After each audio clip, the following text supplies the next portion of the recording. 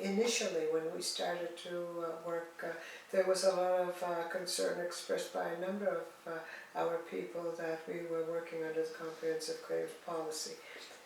And the mandates that we had received from the leadership was that not to engage under the comprehensive claims policy, because that policy never did speak to the pre-Confederation treaties, and it certainly didn't have any mandate to be talking to the Mi'kmaq in Nova Scotia about pre-Confederation treaties.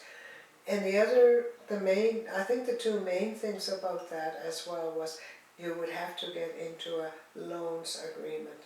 They didn't want to get into a situation where you would have to work and borrow money to do the work, and then when a settlement was reached in the end, that money that you borrowed would be taken off the top. They did not want to see that.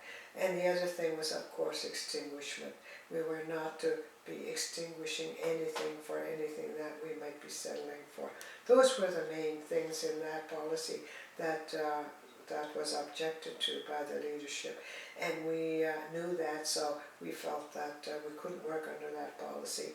But we did get into the work, and what brought us there was not the policy itself. What brought us there was our work, our political lobbying by the leadership, that we did have rights in this province, that we had treaty rights, and that we had Aboriginal rights under Section 35, and yet we were still being harassed, and when we were trying to exercise those rights, whether on land or fishing or what have you.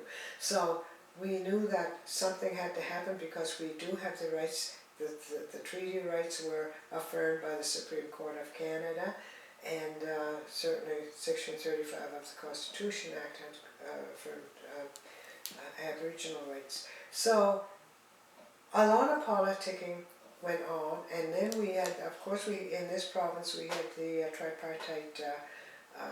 tripartite process that was going on that deals with a number of social issues for the Mi'kmaq within their communities.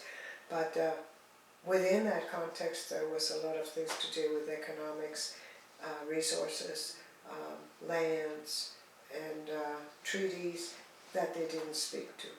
So they thought, well, there has to be a special table for that. And if the comprehensive policy doesn't apply, and the chiefs refused to engage under the comprehensive claims policy, we had to do something different for us in Nova Scotia.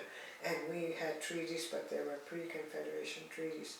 There were no policies to deal with pre-Confederation treaties.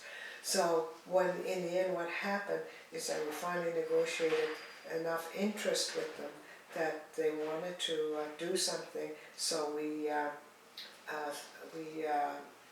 put together an umbrella agreement that was put together between the chiefs, the leadership, and the province and the federal government, that initiated the whole process. And under the umbrella agreement, we came up with the framework agreement.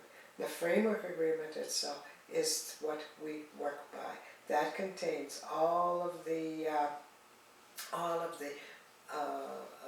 terms that and conditions that we work under.